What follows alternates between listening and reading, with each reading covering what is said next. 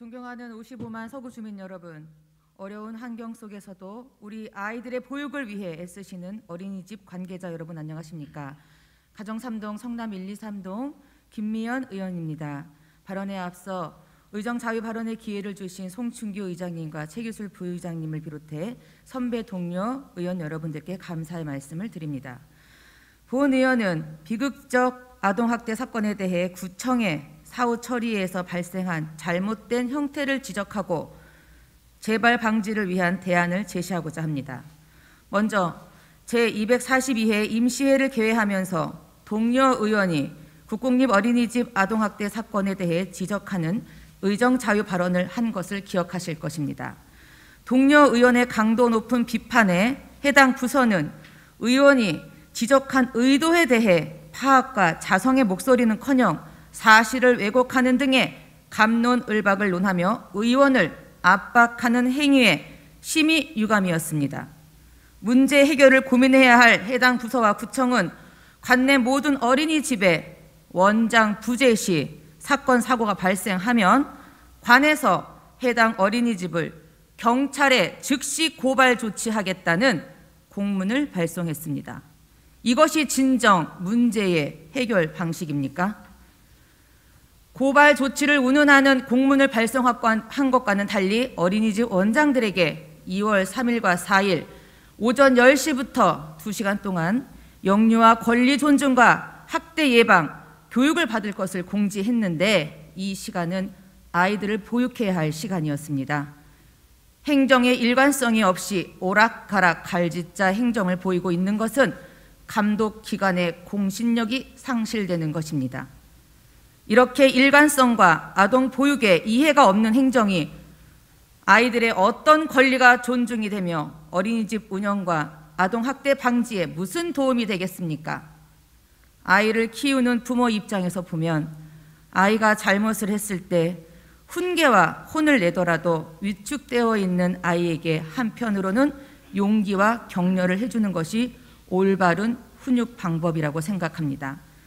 서구 113곳 어린이집 중 1년 평균 5곳에서 아동학대가 발생하는 것이 적은 숫자는 아니지만 400여 곳에 이르는 나머지는 최선을 다해 운영을 잘하고 있습니다.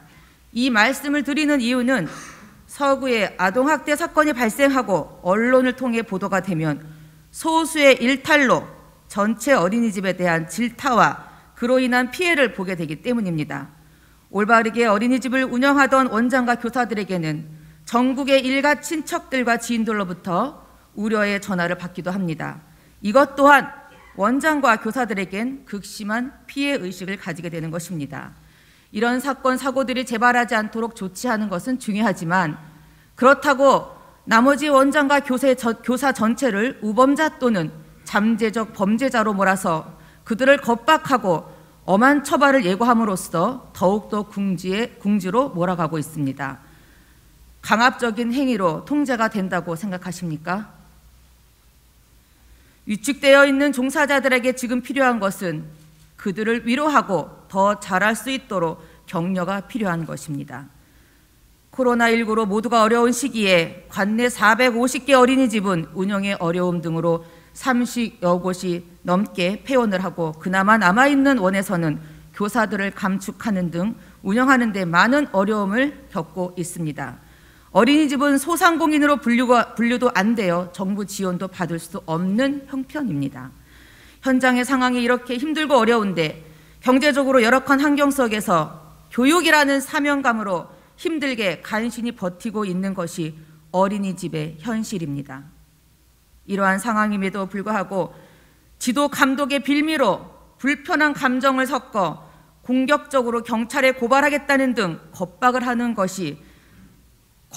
것에 의의를 제기하는 바입니다. 본 의원은 아동학대 재발 방지를 위해 몇 가지 제안을 하고자 합니다. 첫 번째, 국공립 어린이집 원장과 교사 채용에 대한 세심한 변화를 촉구합니다. 어린이집의 문제 발생 시 모든 법적인 책임자는 원장입니다. 국공립 어린이집 원장 채용은 정밀하고 세세하게 진행되어야 하며 아동 보육 관련 전문가들과 수요자인 학부모 등이 참여하는 구조로 심사숙고해서 진행되어야 할 것입니다. 채용에 관하여 지적이 있자 이번 원장 채용에서 급하게 의회 의원을 참관시켰는데 무슨 의미가 있을까요? 의회 의원을 참관시키는 것은 보여주기식 관섭적인 행정일 뿐입니다. 어린이집의 컨트롤 타워 역할을 해야 할 원장은 인성과 전문성을 갖춘 사람으로 채용하고 교사 면접 역시 원장을 비롯한 아동보육 전문가 등이 입회해 인성이 갖춰진 전문 교사로 채용해 주는 구조로 만들어 주시기 바랍니다. 두 번째, 청장께서는 어린이집의 다양한 지원 정책을 강구하고 계시지만 무엇보다 우리 서구 관내에는 장애 아동을 보육할 시설이 턱없이 부족하므로 부모들이 신뢰하고 맡길 수 있는 장애 전담 교육기관의 설치가 필요합니다. 국공립 어린이집의 경우 원화수 30명 이상일 경우 장애반을 별도로 지정, 설립하는 계획을 제안합니다. 현재 우리 서구에는 29곳의 국공립 어린이집 중 16곳에만 장애 전문 통합 어린이집이 운영되고 있습니다. 장애반은 특수교사가 있어야 하는데 16곳 중 특수교사의 수는 단 6명 뿐입니다. 나머지는 보육교사 중 특수교육 자격을 이수한 분들이 겸직을 하고 있습니다. 보수도 작고 겸직도 해야 하는 등 일선 교사들의 열악한 환경을 지적하며 개선 방안을 찾아주시길 바랍니다. 그리고 세 번째, 육아종합지원센터 운영입니다.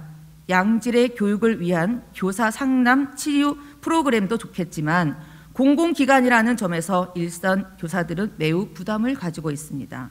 이러한 문제를 해결하기 위해서는 자유로운 민간 상담기관을 통해 보육교사들에 대한 정기적인 상담과 치유 프로그램 운영 추진을 제안합니다. 해외에서는 보육복지시설에 대한 정기적인 모니터링을 통해 시설 및 운영 체계보다 중요하게 보는 것이 시설 종사자들의 표정과 심리 상태입니다. 시설의 종사자가 행복해야 질 높은 서비스를 제공한다는 것입니다. 이것은 본 의원이 지난 상임위원회 활동으로 동료 의원들과 해외 연수에서 직접 보고 느꼈던 것으로 서구에서 보다 적극적으로 보육교사들에 대한 상담, 치유 지원을 한다면 비극적인 아동학대 발생을 최소화시킬 수 있을 것이라고 생각합니다. 아이 낳고 키우고 싶은 서구를 만들기 위해서는 이제 달라져야 합니다. 누구의 잘못을 논하기 전에 당연한 것부터 실천하며 환경 친화적인 보육복지로 만들어 가야 합니다. 경직된 방식의 관이 주도하는 보육 행정을 이제는 민이 주도하는 창의적인 변화를 제안하며 이상 자유 발언을 마치겠습니다. 끝까지 경청해 주셔서 감사합니다.